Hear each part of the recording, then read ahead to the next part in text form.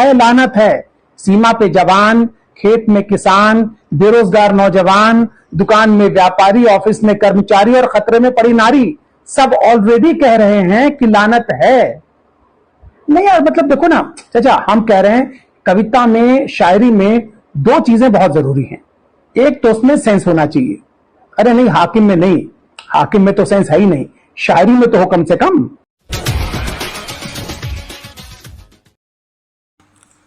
नमस्कार, मैं अतुल आदित्य, आप देख रहे MB News 24। ट्विटर पर एक वीडियो तेज़ी से ट्रेंड कर रहा है। यह वीडियो यूट्यूब पे भी है और इसके जो मेन इस वीडियो को बनाने वाले हैं उनका नाम है राजीव ध्यानी।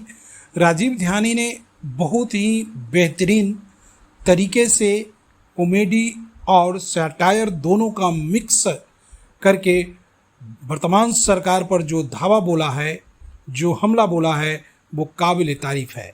इस तरह का सटायर आपको हमेशा देखने को नहीं मिलता है। यह एक बेहतरीन सटायर है, बेहतरीन तरह के व्यंग है जो राजीव ध्यानी जी ने प्रधानमंत्री मोदी और बीजेपी सरकार पे बोला है। यह आपको हंसने के साथ साथ सोचने पर भी मजबूर कर देगा कि क्या वास्तव में हम उस तरह के जीवन जी रहे हैं जैसा हमें दिखाया जा रहा है, या हम उस तरह के जीवन जी रहे हैं जिसको हम अनुभव कर रहे हैं। तो पूरा जो वीडियो है वो एक सटायर है, एक व्यंग है, जिसमें राजीव ध्यानी जी बहुत ही मज़ेदार तरीके से सरकार और सरकार की नीतियों का खिंचाई करते हुए नज़र आते हैं और बताते हैं कि कैसे देश में जनता को मूर्ख बनाया जा रहा है। देखिए इनका पूरा वीडियो। चाचा प्रणाम अलैकुम। नहीं, मूड ठीक नहीं है। अरे यार, ये कवि और शायर लोग होते हैं ना, कुछ भी लिख जाते हैं, कविता के आगे पीछे कुछ सोचते ही नहीं है। अब एक साहब हैं वरुण आनंद, उन्होंने लिखा, हाकिम को एक चिट्ठी लिखो सब के सब। अब आप जानते हैं हाकिम माने हुकूमत करने वाला, राजा, शासक। तो हाकिम को एक चिट्ठी लिखो सब के सब और उसमें बस इतना लिखना लानत है। ये कविता तो ठीक है यार, हम ये करें काहे लिखें चिट्ठी, ये क्यों लिखें? हम तो वैसे ही दिन में 10 बार कह रहे हैं लानत है। खाना बनाने के लिए गैस खोलते हैं तो कहते हैं लानत है। सब्जी में 700 रुपए किलो का जीरा डालते हैं तो कहते हैं लानत है। 300 रुपए किलो की अदरक काटते हैं तो कहते हैं लानत है। 200 रुपए किलो का लहसुन छीलते हैं तो कहते हैं लानत है। और वो दिव्य सब्जी टमाटर वो भूनते हैं तो कहते हैं। कई बार तो हमें लगता है चचा कि हमारी कढ़ाई में सब्जी नहीं बल्कि लानत पक रही है। अच्छा, फिर से देखिए आप कवि क्या कह रहा है, हाकिम को एक चिट्ठी लिखो सब के सब, मतलब सब लिखो। अरे भैया कवि महोदय, हाल सबका यही है। पूरा देश कह रहा है लानत है। सीमा पे जवान, खेत में किसान, बेरोजगार नौजवान, दुकान में व्यापारी, ऑफिस में कर्मचारी और खतरे में पड़ी नारी, सब ऑलरेडी कह रहे हैं कि लानत है। नहीं यार, मतलब देखो ना चाचा, हम कह रहे हैं कविता में, शायरी में दो चीजें बहुत जरूरी हैं। एक तो उसमें सेंस होना चाहिए। अरे नहीं, हाकिम में नहीं, हाकिम में तो सेंस है ही नहीं, शायरी में तो हो कम से कम। हाँ, तो एक तो कविता में सेंस होना चाहिए, दूसरी चीज होनी चाहिए कविता में सेंसिटिविटी।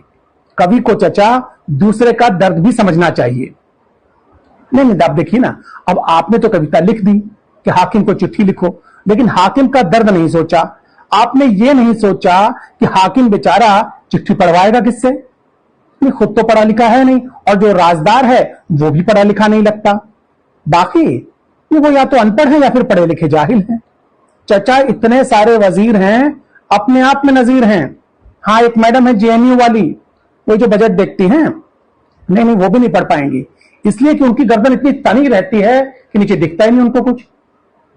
हाँ, दूसरी वाली की दिक्कत यह है कि वो चिल्ला पड़ेंगे, एकदम चिल्ला चिल्ला के भाषण देने लगेंगी।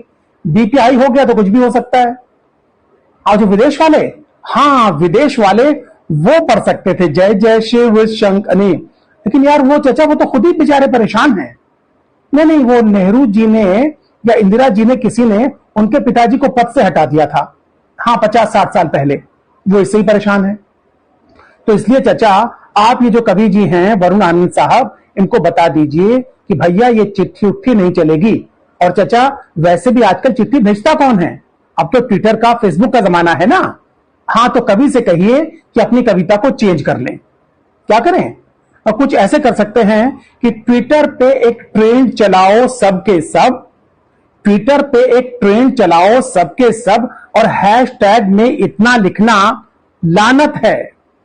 इससे क्या होगा, वो जान जाएंगे पहचान जाएंगे।